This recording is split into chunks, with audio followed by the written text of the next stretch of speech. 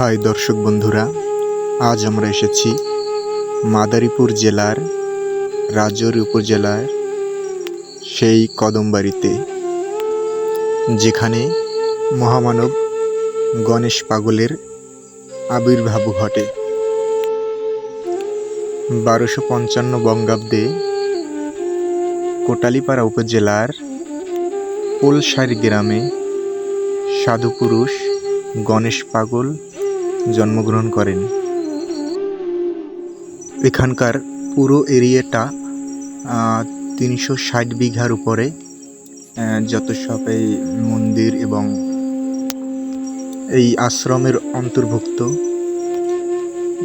যতটুকু পারি আমরা আজ আপনাদের দেখাবো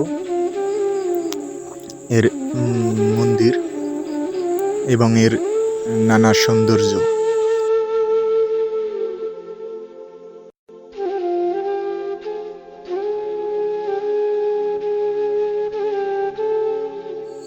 এটি হচ্ছে শ্মশান ঘাট। এখানে পাতাল মন্দির রয়েছে, যেটি মাটির নিচে। আমরা এখন ভিতরে প্রবেশ করব।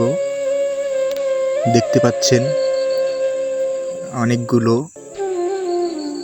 মূর্তি এখানে রয়েছে এবং এর নানা ইতিহাসও রয়েছে। যাই হোক, এখানে প্রতি মঙ্গলবারে অনেক লোকের সমাগম ঘটে এবং গান বাজনা হয় ও প্রসাদের ব্যবস্থা আছে। মঙ্গলবারে আসলে অনেক লোকজনের উপস্থিতি পাবেন। এখানে ছোট বড় মিলিয়ে প্রায় শখানেক মন্দির রয়েছে। এখানের পরিবেশটা এতটাই সুন্দর, এতটাই মনোরম, হয়তোবা গণেশ পাগলের এই আশীর্বাদে এই জায়গাটা আরো সুন্দর ও প্রাণবন্ত হয়ে উঠেছে।